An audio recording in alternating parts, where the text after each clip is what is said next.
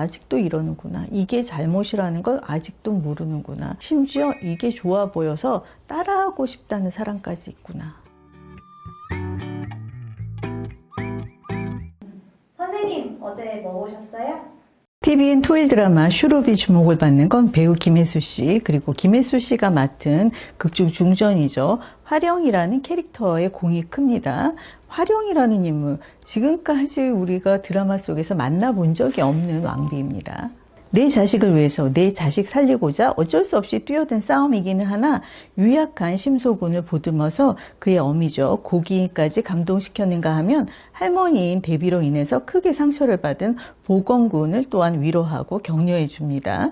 지혜롭고 대쪽 같은 품성의 어른 하나가 어떤 식으로 주변을 더 나아가서 나라를 변화시키는지를 이 드라마가 보여주는 거예요. 퓨전 사극 슈룹, 고증 논란을 비롯해서 크고 작은 잡음이 일고 있는데요. 방송 전에 좀 더 신경을 써서 세심히 다듬었으면 좋지 않았을까 하는 아쉬움이 있습니다. 그냥 이게 사극이라는 틀을 배제하고 올바른 길을 가고자 하는 지도자의 일대기쯤으로 봐주시면 좋지 싶어요. 극 중에 지나치게 극단적인 악인이죠. 대비가 만약에 권력을 장악했다면 허구한 날 피바람이 불지 않았겠어요? 이 드라마가 주는 교훈이 있습니다. 힘이라는 것, 권력이라는 것은 반드시 올바른 사람이 가져야 한다는 것, 참된 사람이 권력을 잡아야 한다는 거죠. 이 논리는 예능판에도 적용할 수 있습니다. 요즘은 라인이라는 표현을 잘 하지 않지만 모든 프로그램에는 중심 역할을 하는 메인 진행자들이 있잖아요. 그리고 몇몇 스타 PD들도 있고요. 한때 예능판에서 버럭질, 욱하기, 모함, 깐족대기, 폭론, 이간질, 힘자랑 같은 것들이 대유행이었는데 그런 거를 잘 못하면 못 웃기는 것으로, 뒤처지는 것으로 여겨졌던 겁니다. 그런데 이런 걸 왜 하면 안 되느냐? 피해자가 생기잖아요. 상처받는 이들이 생기기 때문에 하면 안 되는 겁니다. 요즘은 자각을 해서 이 조심들을 하는 눈치인데요. 얼마 전에 방송에서 아주 한심한 장면을 봤어요. 아직도 이러는구나. 이게 잘못이라는 걸 아직도 모르는구나. 심지어 따라하려는 사람까지 있구나. 좋아 보여서. SBS 동상이몽 너는 내 운명 267화입니다. 오상진 씨가 자신의 부친을 닮아서 좀 무뚝뚝하고 표현을 잘 할 줄 모른다. 이런 얘기를 하고 있었습니다. 거기에 갑자기 김구라 씨가 끼어듭니다. 자기 아들 얘기를 하기 위해서죠. 우리 동현이도 나 닮아서 시니컬하다. 남창희 같은 열 몇 살 위인 형들이 주접떨고 있을 때 옆에서 가만히 있다가 한마디 하는 게 나랑 비슷하다. 이런 얘기를 하더라고요. 그 말에 이지혜 씨가 멘트 좋더라고요. 이렇게 한마디를 거듭니다.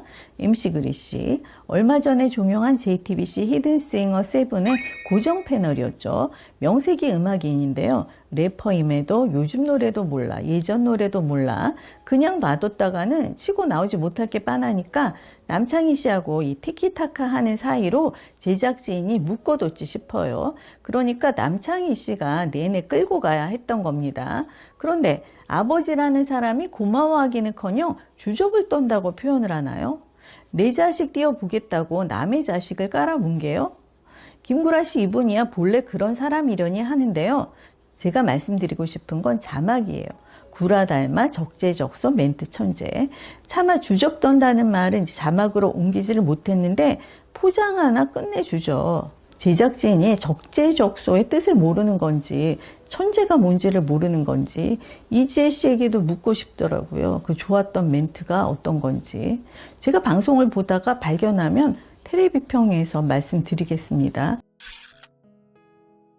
더 기막힌 건 MBC 라디오스타 792화입니다. 이석훈, 태희, 키, 민호 씨가 출연한 절친 특집이었는데요.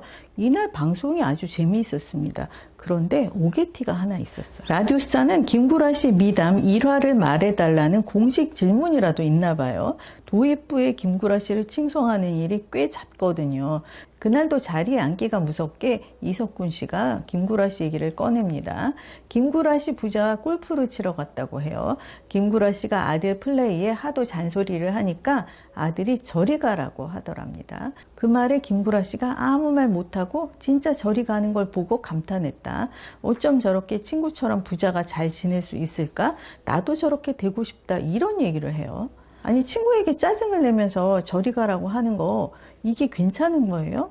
그런 거 하지 말라고 아이들에게 가르쳐야 하는 거잖아요. 심지어 하물며 아버지에게 저리 가라고 하는 거, 그게 그렇게 보기 좋았다는 건가요? 아들 일에 참견 자꾸 하다가 다른 사람들 앞에서 망신당한 건데 그게 부러웠어요? 동상이몽에서의 주접 던다 발언도 그렇고 라디오스타에서의 저리 가도 그렇고 하면 안 되는 일이라고 인지를 했다면 제작진이 마땅히 걷어냈겠죠. 제작진이 이미 유유상종인 거예요. 그래서 재미있는 일화로 받아들이고 있는 겁니다. 한 방 먹이겠다는 의도가 아닌 다음에야. 그런데 오히려 아이들이 배려를, 경우를 알더라고요. TVN 유키즈 언더블록 168화에 충무초등학교 씨름부 정윤 선수가 출연했습니다. 정윤 군이 제14회 전국 어린이 씨름왕 대회에서 단체전 1위, 개인전 3위를 기록했는데요. 61kg의 체격 차이를 극복한 대반전 드라마로 화제가 됐죠. 추천에 떠서 경기 영상을 저도 봤어요. 신기하면서도 한편으로는 상대방 그 선수가 덩치는 크더라도 어린 학생인데 참 속상하겠다는 생각을 했습니다. 그랬던지라 이제 TV에까지 나오니 이를 어째 이런 마음이었어요. 그런데 씨름이 3판 2선승제잖아요. 첫 판에서 정윤 선수가 아시다시피 이겼고 두 번째 판에서는 한도경 선수가 이겼더라고요. 그리고 세 번째 판에서 한도경 선수가 정윤 선수를 쓰러뜨렸는데 비디오 판독 결과 한도경 선수가 팔을 먼저 짚었기 때문에 정윤 선수의 승리였던 거예요. 그런데 정윤 선수가 말하길 한도경 선수가 자기가 다칠까봐 팔을 짚어준 거라고 하더라고요. 영상을 보니까 진짜 그랬습니다. 바로 그냥 쓰러지면 정윤 선수가 깔려서 다칠 테니까 질 줄 알면서도 손을 짚어준 거예요. 그걸 또 알고 고마워하는 정윤 선수도 대단하죠. 나중에 한도경 선수가 3등 축하한다고 톡을 보냈더라고요.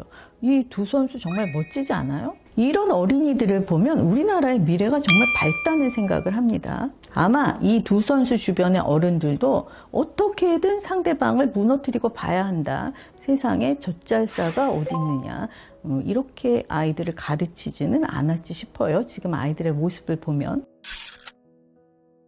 요즘은 어른 같지 않은 어른이 왜 이렇게 많은지 모르겠습니다. 특히나 누군가에게 영향을 주는 중요한 자리에 있으면 좀 더 심기일전 신중해야 할 텐데요. 아니 나이값들을 왜 이렇게 못하죠? 부디 정윤군, 한도경군 좀 본받으세요. 그리고 내친 김에 그 슈룹의 그 중전 화령의 행보도 좀 살펴보시고요. 그런데 제가 너나 잘하세요라는 말을 듣게 생긴 것이 지난주에 제가 소파 방정환 선생을 소파 방정환이라고 발음을 했어요. 그래서 어떤 분이 댓글에서 지적을 해주셨습니다. 나름 영향을 주는 분이 그러면 쓰느냐라는 말씀이셨는데요. 좀 옳은 말씀이세요. 제가 실은 편집할 때 알았거든요. 아니 발음이 왜 이래 하고 제가 깜짝 놀랐는데 그럼에도 이렇게 다시 영상을 찍었어야 했죠. 그런데 그냥 대충 넘겨버린 거 반성 크게 했습니다. 저도 나이에 걸맞게 잘 살려고 노력하겠습니다.